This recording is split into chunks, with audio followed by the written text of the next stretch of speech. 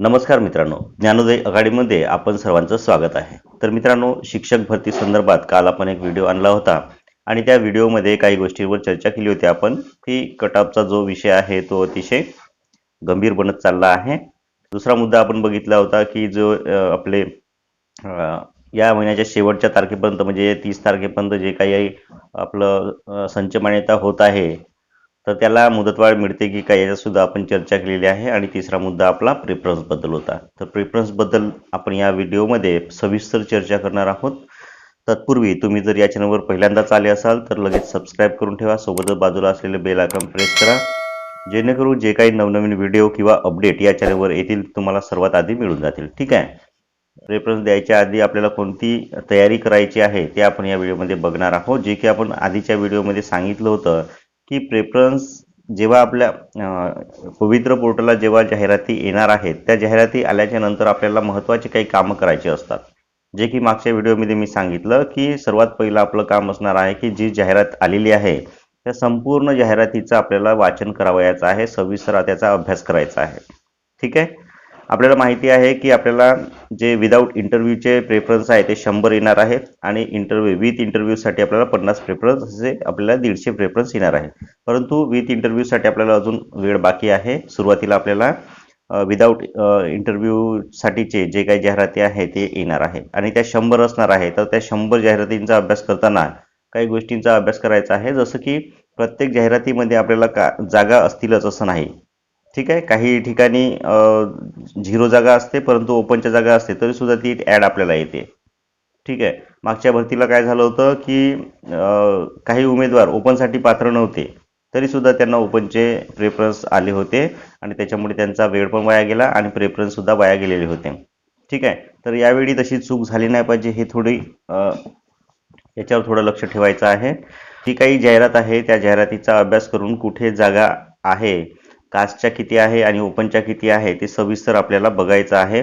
आणि जाहिराती आल्याच्या नंतर त्याची जी प्रिंट आहे ती आपल्याला काढून ठेवायची आहे आणि त्या प्रिंटच्या मध्ये आपल्याला जिल्हा परिषदेचं नाव दिलेलं असतं, संस्थेचं नाव दिलं असतं, आस्थापनेचं नाव दिलेलं असतं. त्या आस्थापनेच्या समोर आपल्याला ते नोट करून ठेवायचं आहे की इथे आपल्याला जागा किती आहे ते. ठीक आहे. कास्टची जागा आणि ओपनची जागा एका बाजूला तिथे नोट करून ठेवायचं त्या प्रिंटवरतीच. ठीक आहे. संपूर्ण प्रिंटवर हे जेव्हा आपलं नोट करणं संपेल म्हणजे जे काही आपल्याला 100 प्रेफरन्स येणार आहेत त्या 100 प्रेफरन्स आपल्याला तिथं क्लिक करायचं एक ऑप्शन असतं. तिथं क्लिक केल्याच्या नंतर आपल्याला संपूर्ण जाहिरात तिथे किती जागा आहेत आपल्या कास्टच्या आणि ओपनच्या ते आपल्याला दिसते. कोणत्या विषयासाठीच्या जागा आहे ते सुद्धा सर्व दिसून येते. तर ते आपल्याला पाहून तिथे नोट करून ठेवायचं आहे बाहेर. सर्व त्या पेजवरती त्या जाहिरातीच्या समोर आपण नोट केल्याच्या नंतर जेव्हा संपूर्ण नोट करून घेतो त्याच्यानंतर आणखी एक काम करायचं आहे. आता आपल्याला जे जाहिराती आली आता तिथे आपण नोट करून ठेवलेलं आहे. ठीक आहे. किती जागा आहे ते, परंतु ते सविस्तर म्हणजे क्रमांक याच्यानुसार नाही आहे, मेरिटनुसार नाही आहे किंवा जास्त जागेनुसार नाही आहे. पहिल्या क्रमांकात जे आहे तिथे जर आपल्याला 5 जागा असतील, दुसऱ्या क्रमांकाला जे जाहिरात आहे तिथे 0 जागा असतील, तिसऱ्या क्रमांकाला आहे तिथे 1 जागा असतील, चौथ्या क्रमांकाला आहे तिथे 10 जागा असतील. तर हे कमी जास्त असं होत असतं.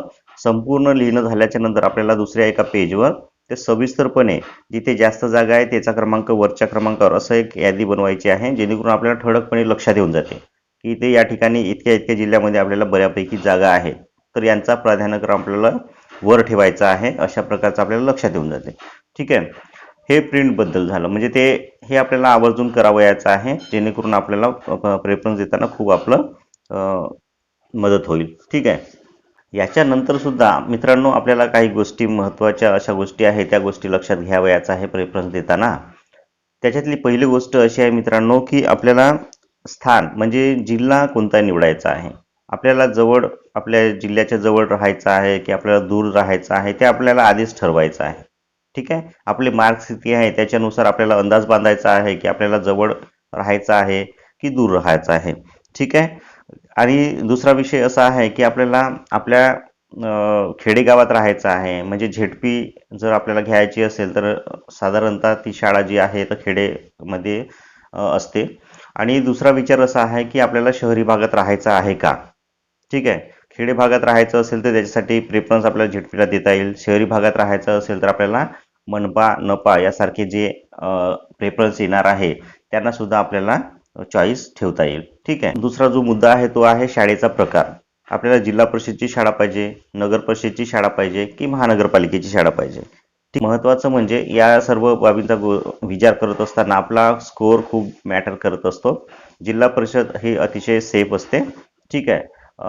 नगर परिषद आणि महानगरपालिकेचा एकच फायदा महत्वाचा आहे तो म्हणजे आपल्याला स्थायिक एका ठिकाणी राहता येतं, आपल्याला शहराच्या जागी आपल्याला राहता येतं. तर मित्रांनो, तिसऱ्या क्रमांकाचा मुद्दा आहे कट ऑफ. ठीक आहे.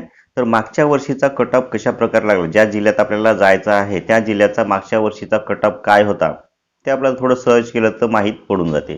ठीक आहे. तर तो कट ऑफ कसा आहे, कुठे कॉम्पिटिशन जास्त आहे, कुठे कमी आहे, याचा आपल्याला थोडा अभ्यास करायचा आहे.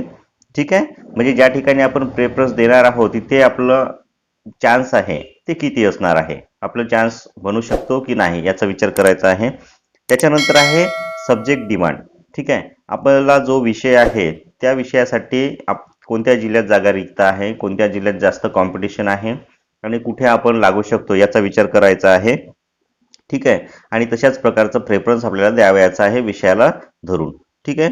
त्याच्यानंतर आहे फॅसिलिटीज. ज्या ठिकाणी आपल्याला राहायचं आहे त्या ठिकाणी आपल्याला फॅसिलिटीज कोणकोणत्या आहे.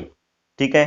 राहण्याची सोय आहे की नाही, त्या ठिकाणी जाण्या येण्याची सोय आहे की नाही, अतिशय दुर्गम भाग आहे का. ठीक आहे. विशेषतः महिलांसाठी हा प्रश्न अतिशय महत्त्वाचा आहे, कारण जाण्या येण्याचा प्रश्न कुठे अतिशय भयंकर असतो, जेणेकरून आपल्या सिक्युरिटीचा तिथे प्रश्न उद्भवत असतो. ठीक आहे. जर आपलं लग्न झालेलं असेल किंवा आपण कुटुंबाला सोडून दूर जाऊ शकत नसेल किंवा दूर पोस्ट घेऊ शकत नसेल तर अशा ठिकाणी आपल्याला जवळचीच जे जिल्हे आहे त्याच्यामध्येच योग्य जो जिल्हा आहे त्याचं सिलेक्शन करायचं असतं. मग अशा वेळी सर्व गोष्टींचा बारकाईने विचार करून आपल्याला एक निर्णय घ्यायचा असतो. मित्रांनो, जर आपला स्कोर कमी असेल किंवा ॲव्हरेज असेल तर आपल्याला असा ठिकाण निवडायचं असतं झेडपीचं की ज्यात लागण्याचे चान्सेस जास्त आहे. ठीक आहे. कारण जर आपला स्कोर ॲव्हरेज किंवा कमी असेल तर आपण जे महत्त्वाचे जिल्हे आहे तिथे जास्त मेरिट लागतो किंवा मनपा अशा ठिकाणी आपल्याला जर निभाव लागत नसेल, हा जर विचार असेल तर आपल्याला दुर्गम भाग म्हणजे खेडे भागात जो आहे तो आपल्याला विचार करायचा असतो. ठीक आहे. जर आपले जास्त मार्क असेल तर आपल्याला हव्या त्या ठिकाणी हवे ते प्रेफरन्स आपण देऊ शकतो, हे सुद्धा लक्षात घेणे गरजेचं आहे. तर या गोष्टीवरून आपल्याला आपली निवड होण्यासाठी कोणत्या गोष्टी कारणीभूत ठरते हे आपल्या या गोष्टीवरून लक्षात येते. सर्वात महत्त्वाचा मुद्दा आहे आपलं जे मार्क्स आहेत ते. ठीक आहे. आपली निवड होण्यासाठी सर्वात महत्त्वाचा जो कारणीभूत ठरणारा घटक आहे ते आपले मार्क्स असणार आहे. टेटमध्ये ठीक आहे, अभियोग्यता परीक्षामध्ये आपण जे काही मार्क्स स्कोर घेतलेला असेल ते स्कोर आपल्यासाठी अतिशय महत्त्वाचा या भरतीमध्ये ठरणार आहे. ठीक आहे. त्यावरूनच आपलं सिलेक्शन अवलंबून असणार आहे. आणि दुसरी गोष्ट कोणती, तर आपली कॅटेगरी कोणती. ठीक आहे. तर कास्टनुसार सुद्धा आपलं जे मेरिट आहे त्याच्यामध्ये खूप फरक पडत असतो आणि कास्टमध्ये सुद्धा आपल्याला समांतर आरक्षण असते, त्याच्यामध्ये सुद्धा आपल्याला पोस्ट मिळवण्यासाठी अतिशय मदत होत असते. ठीक आहे. तर मॅटर करते आपली कास्ट कोणती आहे आणि त्या कास्टसाठी जागा किती आहे, ही गोष्ट सुद्धा खूप मॅटर करत असते. ठीक आहे. त्याच्यानंतर आहे प्रेफरन्स. तर प्रेफरन्सचा जो ऑर्डर आहे, पहिल्या क्रमांकाला कोणता ठेवला, दुसरा कोणता ठेवला, तिसऱ्या क्रमांकाला कोणता आहे, हा जो ऑर्डर आहे तो जर आपण चुकीचा ठेवला तरी सुद्धा आपल्याला सिलेक्शनमध्ये प्रॉब्लेम होऊ शकतो.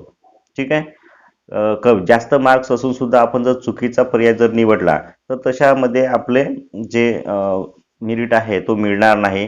ठीक आहे. जास्त मार्क जरी असले, आपण चुकीचा प्रेफरन्स दिला आणि त्या ठिकाणी आपल्यापेक्षा जास्त मार्क असणाऱ्यांनी जर प्रेफरन्स त्या ठिकाणी दिला असेल तर आपला जो पर्याय आहे किंवा जो चान्स आहे तो तिथे बनणार नाही. ठीक आहे. म्हणूनच अशा ठिकाणी आपल्याला प्रेफरन्स द्यायचा आहे की आपले मार्क्स तिथे टिकले पाहिजे. ठीक आहे. याकरिता आपल्याला संपूर्ण जाहिरातीचा अभ्यास करणे अतिशय आवश्यक आहे. आणि आपल्याला महत्त्वाचं म्हणजे जो काही कट ऑफ आहे तो कट ऑफवर लक्ष द्यायचं आहे की मागच्या वर्षी कोणत्या जिल्ह्यामध्ये किती कट ऑफ होता, त्यानुसार आपल्याला त्या जिल्ह्याचा विचार करता येईल. ठीक आहे. जर हाय कट ऑफ लागत असेल आणि आपले मार्क्स जे आहे ते जर ॲव्हरेज असेल तर त्या जिल्हा आपल्याला थोडा मागे ठेवायचा आहे, जेणेकरून आपलं भरतीमध्ये नुकसान होणार नाही आणि आपला जो एक प्रेफरन्स आहे तो वाया जाणार नाही. ठीक आहे. प्रत्येक प्रेफरन्स आपल्याला अतिशय महत्त्वाचा आहे. प्रत्येक प्रेफरन्सचा अतिशय आपल्याला बारकाईने अभ्यास करून त्या ठिकाणी प्रेफरन्स द्यावयाचा आहे. तर यावरून आपल्याला असंच लक्षात येत आहे की mark plus correct preference is equal to selection, अशा प्रकारचं हे समीकरण बनत आहे. तर त्यासाठी आपलं मार्क्स खूप डिपेंड करतं, त्याच्यासोबतच आपलं प्रेफरन्सचा जो ऑर्डर आहे ते अतिशय महत्त्वाचा ठरत असतो. तर त्यासाठी या दोन्ही जे मार्क्स आहे ते तर आपण मिळवलेलेच आहे. आता आपल्या हातामध्ये काय आहे तर करेक्ट प्रेफरन्स कशी देता येईल, प्राधान्यक्रम कसे व्यवस्थित देता येईल हेच आपल्या हातात आहे. तर त्याचा व्यवस्थित अभ्यास करून ते आपल्याला जी आहे प्रेफरन्स द्यावयाचे आहे, जेणेकरून आपलं सिलेक्शन यावेळी पक्क होईल. तर तुम्हाला काही कोणती समस्या असेल किंवा काही विचारायचं असेल तर तुम्ही नक्कीच कमेंट बॉक्समध्ये विचारू शकता. ठीक आहे.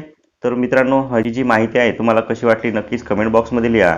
सोबतच आपल्या चॅनलला लाईक, शेअर आणि सबस्क्राईब करायला विसरू नका. तर मित्रांनो, पुन्हा भेटूया अशाच नवीन अपडेट्ससह. तोपर्यंत नमस्कार.